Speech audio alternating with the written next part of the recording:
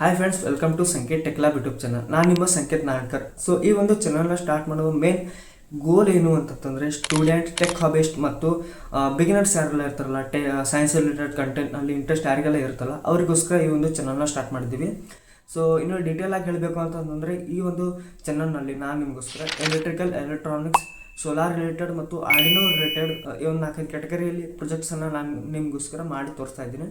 ಚಿಕ್ಕ ಮಕ್ಕಳು ಹಿಡಿದು ಇಂಜಿನಿಯರಿಂಗ್ ಲೆವೆಲ್ವರೆಗೂ ಹೋಗೋ ತನಕ ನಿಮಗೆ ಸೈನ್ಸ್ ರಿಲೇಟೆಡ್ ಪ್ರಾಜೆಕ್ಟ್ಸ್ ಅಂತೂ ಕಾಲೇಜಲ್ಲಿ ಇಲ್ಲಾಂದರೆ ಯೂನಿವರ್ಸಿಟಿಯಲ್ಲೂ ಅಥವಾ ಸ್ಕೂಲಲ್ಲಿ ಮಾಡೋಕೆ ಹೇಳ್ತಾರಲ್ಲ. ಸೊ ಅವರಿಗೋಸ್ಕರ ನಾನು ಈ ಒಂದು ಚಾನಲ್ ಸ್ಟಾರ್ಟ್ ಮಾಡಿದ್ದೀನಿ, ಹೆಲ್ಪ್ ಆಗಬೇಕು ಅಂತ. ಸೊ ಆರ್ಡಿನೋ ಮತ್ತು ಸೋಲಾರ್ ಇವ 2 ಕ್ಯಾಟಗರಿ ಇದಾವಲ್ಲ, ಇದು ಸೆಕೆಂಡ್ PUC ಇಂದ ಇಂಜಿನಿಯರಿಂಗ್ ಲೆವೆಲ್ ತನಕ ಹೋಗುತ್ತೆ. ಇಲ್ಲಾಂತಂದರೆ ಬೇರೆ ಬ್ಯಾಕ್ಗ್ರೌಂಡ್ BSc ಎಲ್ಲ ಯೂನಿವರ್ಸಿಟಿಯಲ್ಲಿ ಅಂತ ಹೇಳ್ಕೊಳ್ಳಿ, ಎಲ್ಲ ಕಡೆಯೂ ಪ್ರೊಜೆಕ್ಟ್ಸ್ ಮಾಡಿ ಅಂತ ಹೇಳ್ತಾರೆ. ಸೊ ಅವರಿಗೋಸ್ಕರ ನಾವೊಂದು ಚಾನಲ್ನ ಸ್ಟಾರ್ಟ್ ಮಾಡಿದ್ದೀವಿ. ಸೋಲಾರ್ ಒಂದು ರಿನ್ಯೂವಬಲ್ ಎನರ್ಜಿ ಸೋರ್ಸ್ ಆಗಿರೋದ್ರಿಂದ ಇದ್ರ ರಿಲೇಟೆಡ್ ತುಂಬಾ ಪ್ರಾಜೆಕ್ಟ್ಸ್ ಇದ್ದಾವೆ. ಸೊ ಮತ್ತು ಆರ್ಡಿನೋ ಕೂಡ ಒಂದು ಮೈಕ್ರೋ ಕಂಟ್ರೋಲರೇ.